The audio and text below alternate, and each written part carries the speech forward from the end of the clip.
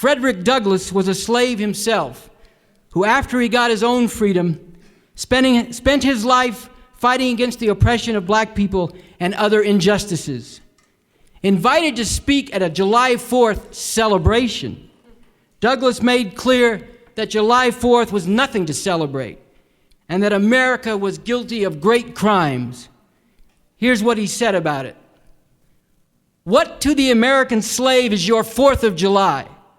I answer, a day that reveals to him, more than all other days in the year, the gross injustice and cruelty to which he is the constant victim.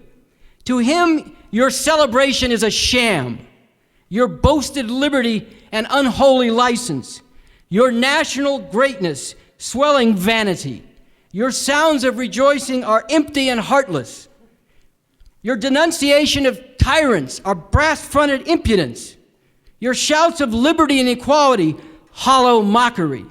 Your prayers and hymns, your sermons and thanksgiving, with all your parade and solemnity, are to him mere bombast, fraud, deception, impiety, and hypocrisy, a thin veil to cover up crimes that would disgrace a nation of savages. There is not a nation on earth guilty of practices more shocking and bloody than are the people of the United States at this very hour." And Douglass also said, "America may accuse others of savagery, but really it has no equal when it comes to this." He said, "For revolting barbarity and shameless hypocrisy, America reigns without a rival." As the saying goes, truer words were never spoken. Douglass spoke these words while slavery still legally existed in the United States, but his comments applied just as much even after outright slavery was ended.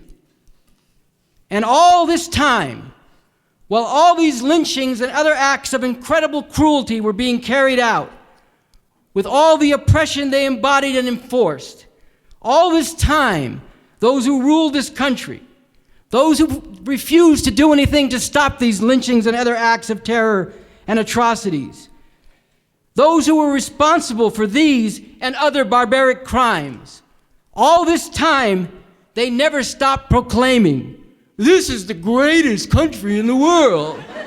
This is the greatest country that has ever been. This is the leader of the free world. This is the homeland of freedom and democracy."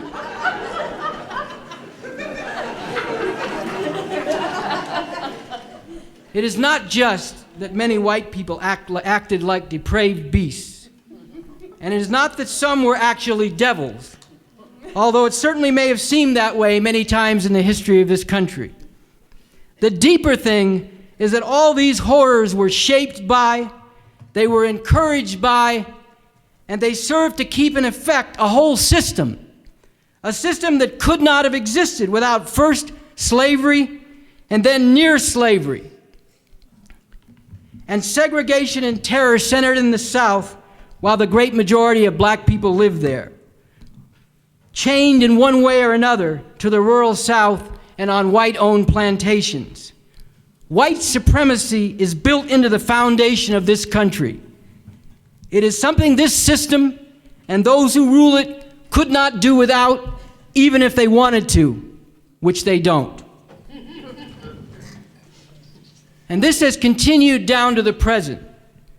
Despite all the false claims these days about how this is now a colorblind society, segregation and discrimination continue against black people and other people of color.